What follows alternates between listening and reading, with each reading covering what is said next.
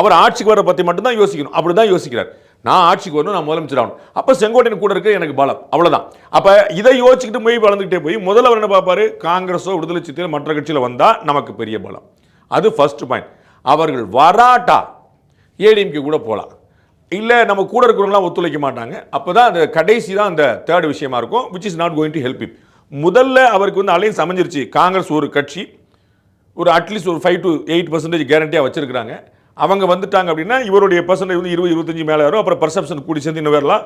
ஒரு தமிழ்நாடு காணாத ஒரு வலுவான மும்முனை போட்டிக்கலாம். மக்கள் நல கூட்டணி மாதிரி ஒன் சைடாக போய் ஒரு 5% முடிச்சிட்டாங்க, ஏடிஎம்கே டிஎம்கே தான் போட்டி வந்துருச்சு அப்படிங்கிற மாதிரி இல்லாமல் ஒரு ட்ரை கார்னர் கண்டெஸ்ட் கேரண்டியாக நடக்கும். ஆனால் அது அமையலை, அவங்க யாரும் கூட்டணியிலேருந்து வெளியே வரல அப்படின்னா ஏடிஎம்கே பிஜேபி ட்ரை பண்ணுறது தான் பெஸ்ட்டு.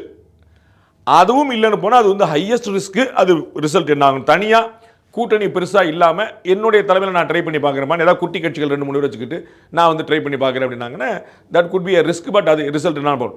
ஆனால் விஜய் அவர்கள் அதிமுக பாஜக கூட்டணி அமைவதை செங்கோட்டையனுடைய கட்சி தாவல் எந்த விதத்திலும் தடுக்காது.